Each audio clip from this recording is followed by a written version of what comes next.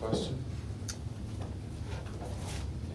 So in terms of just how your team is playing so far, I mean, how important is this week? Just can you get a sense that your team's playing with more sense of motivation? Yeah, I mean, it's really hard to knock our guys for, not being motivated or not playing hard. I mean, we've played obviously some games better than we played in some other games. There's been times, I've reflected back just kind of on how we've been on the road in the Pac-12. I can make a pretty strong argument that, the 7 games that we've played on the road in the Pac-12, in 6 of the 7 games, man, we played our hearts out. I mean, we've won 4. I think, the game at Oregon was a very well-played game that could have gone our way 4 or 5 different times, but it didn't. We lose in overtime on the last play of the game. And again, Arizona State, who's a very good team, we had a big lead, and we lost that lead. But the game was, hard played all the way to the end. And that's really what you want, is a chance to win. At Oregon State is the one game where, at halftime the score is 31-31, and they put 51 points on us in the second half and beat us by 17. That's the one game on the road inside the Pac-12 that I would say that we didn't play well, and I didn't have a very good feeling after that game.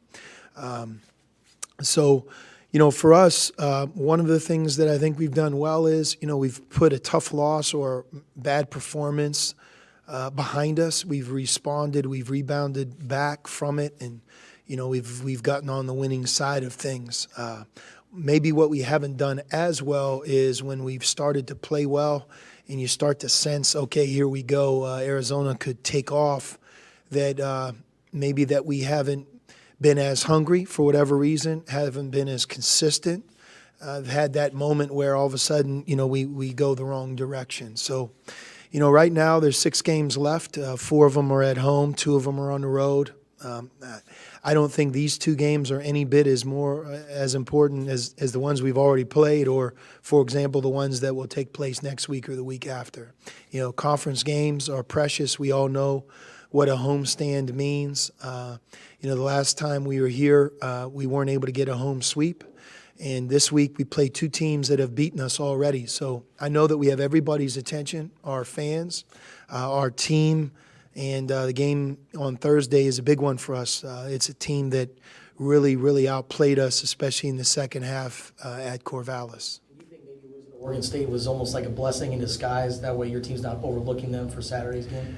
No, I don't look at it as a blessing. I know your point. Oregon obviously is a very well-respected team, but we really respect Oregon State, and we respected them before we played them the last time. The last time we played them, you have a guy like Trace Tinkle on the team. Not only is he one of the Pac-12's best players, but he's one of the most experienced players.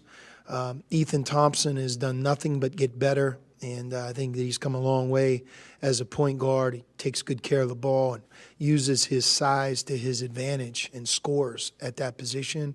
And, Oregon State offensively is a terrific team. They're one of our conference's best offensive teams. They've had really a consistent stretch from non-conference play all the way till now where on offense they're a tough team to defend. They score from 2. They score from the free throw line, and they get to the free throw line. In our last game, they were 13 for 16 from 2 in the second half. I don't know too many teams that have done that to us. We couldn't keep them off the foul line, and their starting 5, a couple of their key role players, they played really, really well. So, we have to do a better job this time around defending them, and against their zone or man, whatever they decide to play, we have to run good offense. Do you use the word revenge in any way in planning for games against teams that you've already played and lost to? No. Somebody told me a long time ago, revenge kills you. So, it's you start thinking in those terms, it's not healthy in any way, shape, or form. For us, what we want to do is, especially as the calendar turns to late February, we just want to play well. We want to play good basketball. We want to be the best team that we can be. There's always different things from the previous game or games that we're trying to respond and fix. and improve. We didn't shoot the ball very well at Cal and at Stanford.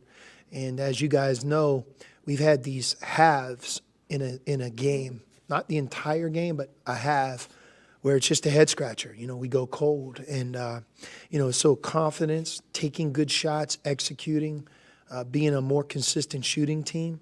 If I put a silver lining on it, it's not as if we just came off this red-hot shooting streak in which, our offense carried us to victory. That's the furthest thing from the way it happened. We're an improving defensive team. We out-rebounded Stanford. We took care of the ball, especially at Cal, and we were able to leave with 2 good road wins. But this week, my hope is that we can be a more efficient, better shooting team against both Oregon State and Oregon. So was there anything else specifically about Oregon State that you'd like to see done better? I mean, you mentioned defending them. They seem to be physical, and they had, like you said, they had role players like Reichel going scoring 15 on you. I mean, was there anything about that where you just said we could plug that leak that would have been different? No, Alfred Hollins and Reichel both played very well against us. I believe they've played well against other teams as well. But against us, that was a big reason they had 51 points in the second half. They got contributions from a lot of different players. They shot the ball well that night. So, for us, the other part is Oregon State in the first game played a lot of zone. I think we were comfortable against the zone back then, but we're more comfortable against the zone right now. We've played well against a variety of zone defenses this year. I think Stone Gettings is a different player in a different role right now than the last time that we played Oregon State, and he helps us immensely against the zone because he's a threat scoring, passing, shooting from 2, shooting from 3. He's also a very good offensive rebounder, and he's done a good job in a lot of ways, but especially attacking zone defenses. He's also different in terms of us matching up with any team, in that he's more mobile. Bryce Wills had a big game against us, and I know he got a couple of drives against Stone, but, those were good shots. Stone did a good job on a lot of those drives, keeping himself in the play, and sometimes you have to give credit to the other team or player, and thought Bryce had a really good game against us. His 10 field goals, 4 or 5 of them were very well defended, and he made the shot anyway. So, but being able to guard dribble penetration, not just against Oregon State, but Oregon, that's one of the keys to both games. How crucial was this past weekend for a guy like Dylan? Well, it's great to see Dylan bounce back. I know that he's had some tough games. He's not the only one. But, one thing that you have to keep in mind about Dylan Smith is he's the one perimeter player that has size and length in addition to Josh Green. And his ability to guard a variety of different players in the Pac-12 is very, very important towards our success. Now, it also helps when he can be a more consistent offensive player. But, for Dylan, when he stays within the framework of himself and he takes good threes, but thought he played outstanding against Cal, and he hit 2 big three-point shots against Stanford in the second half. Played a lot of minutes in both games because, he wasn't in foul trouble. A lot of other guys were. And defensively, you can put him on Trace Tinkle. You can put him on Peyton Pritchard. You could put him on Duarte. You could put him on Alfred Hollins. You could put him on Ethan Thompson. You can't say that about all of our perimeter players. And he takes the pressure off of those guys on that side of the basketball.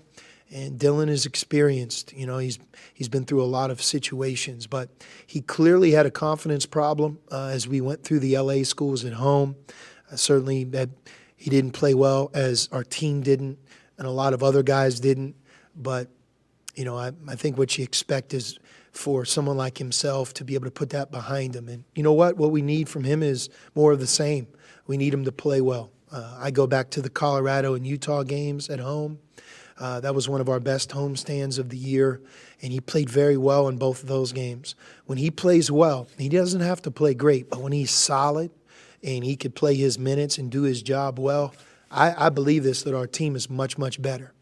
when he has really struggled offensively or he's had a bad game, it takes its toll on our team because he's really important to our defense.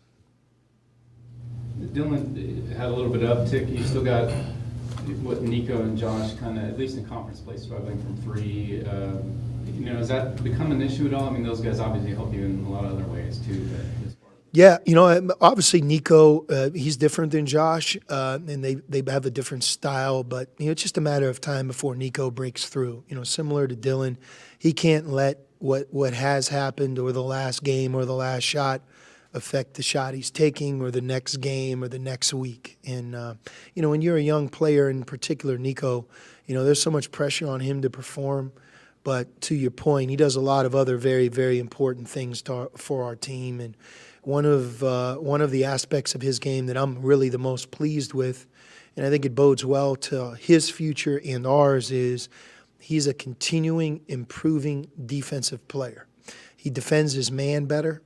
He's in a better position off the ball. He makes more defensive plays for our team. He's more consistent. And that's really helped us become a better defensive team. He did a really good job in the Bay Area in both games on that side of the basketball. That's also good because he didn't have his two best games overall on offense. So being a more of a two-way player, being better at both sides, and he's running our team more efficiently.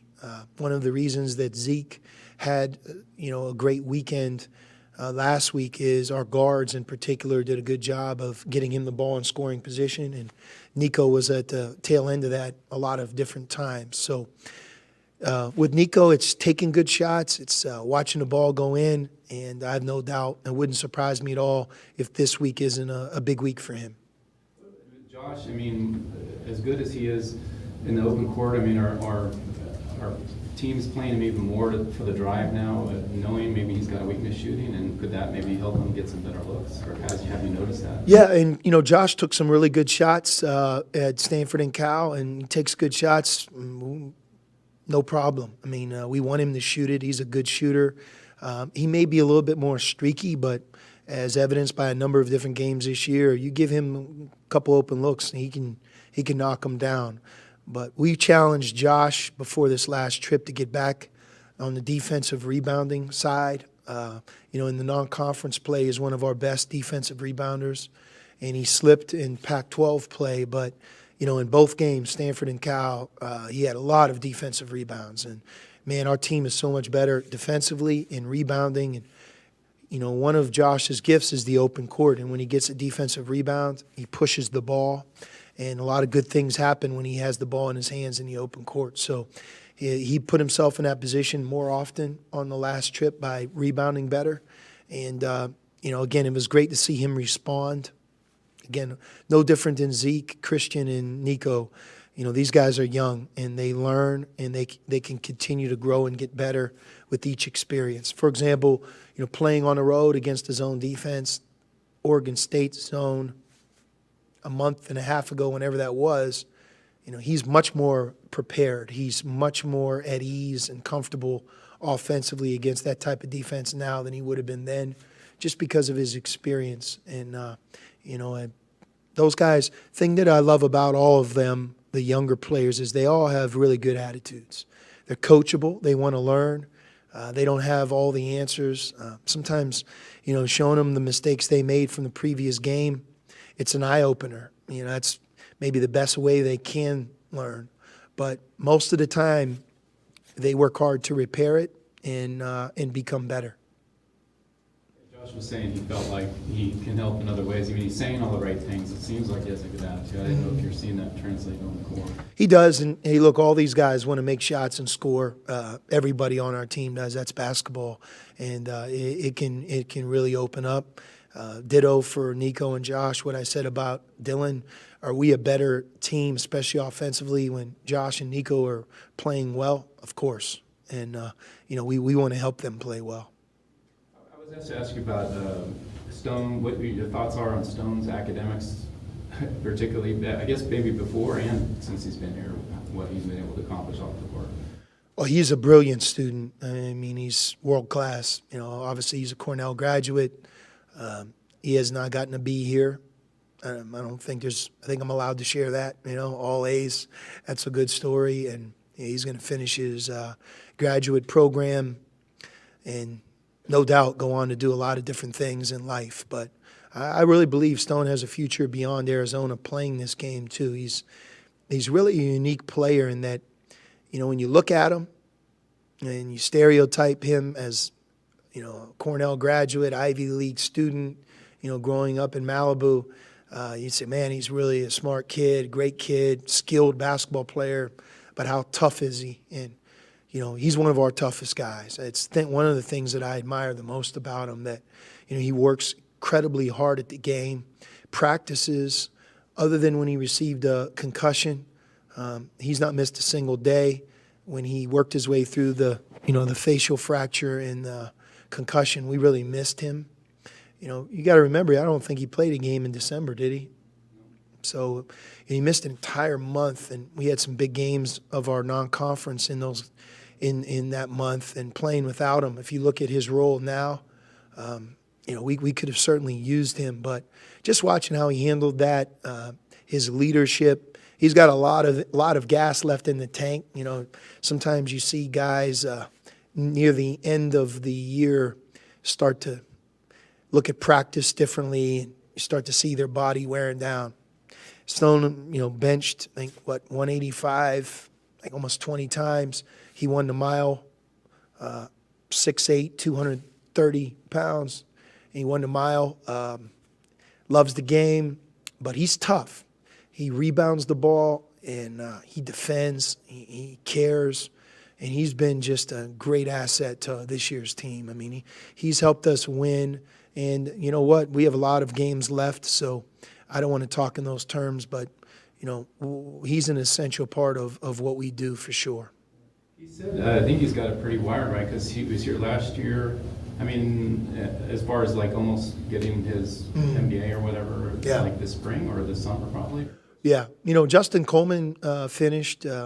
Ryan Luther finished. Mark Tollefson finished. We've had a lot of guys in that grad transfer mode. Obviously, Talbot Denny did. Talbot was very similar student as Stone, just a brilliant guy. He's here working in town. So, but yeah, those guys have done a good job. And when they're here for a year, and Max Hazard, I don't want to leave him out because Max also is doing a really excellent job in school. And got his undergraduate degree from Irvine, which is a tremendous academic institution. So. But those guys, they're more mature. I mean, it's not that our freshman class isn't mature. I would say all of them are just fantastic kids. And like I just mentioned, they have great attitudes. They have real strong families behind them. But you can only be so mature when you're 18 and 19 years old. These guys like Stone and Max, they're older. They're 22.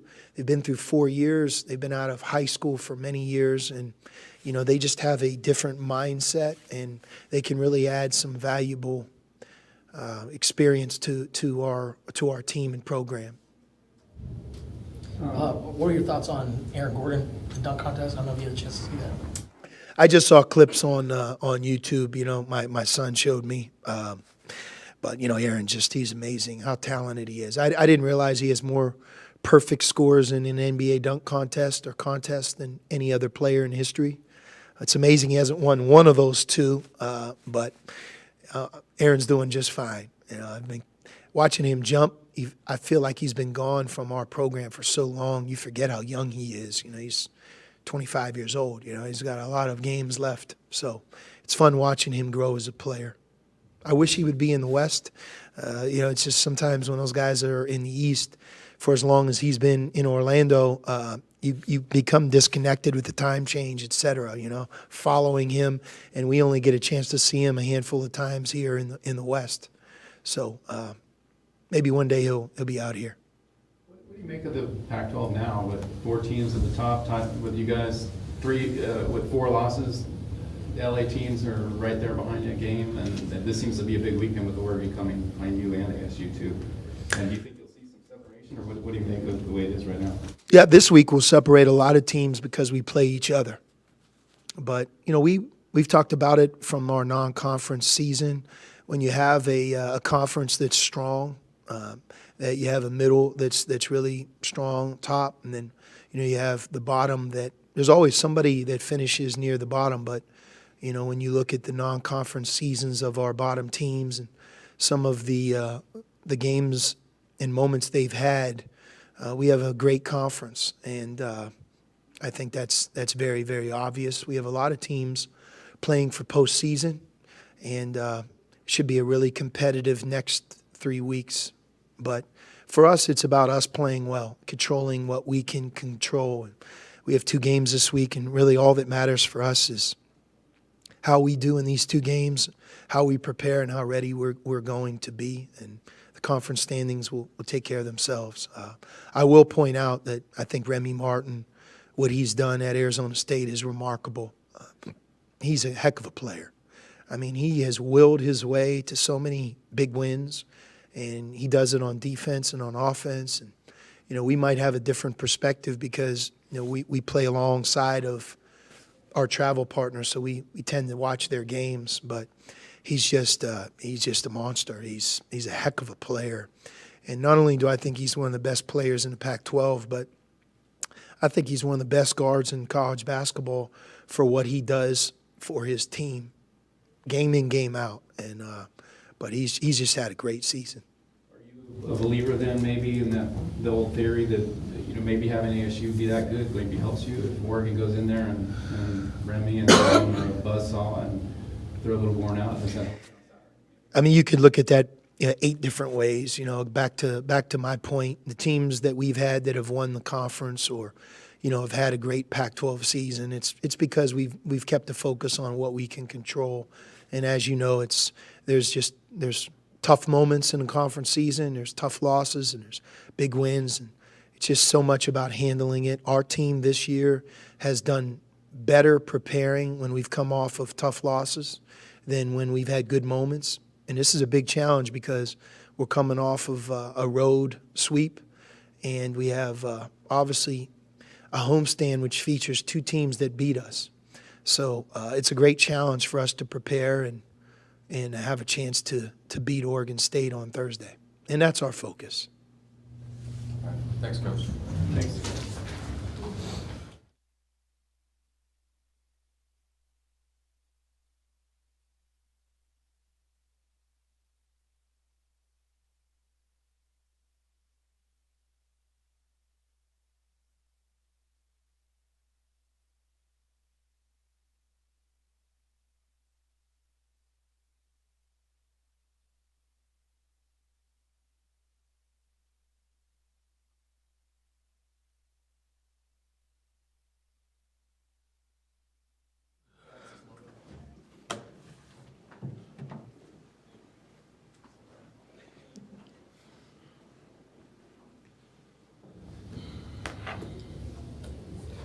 So how crucial was this past weekend to get back on the winning track and come back home with a big weekend ahead with the Oregon schools?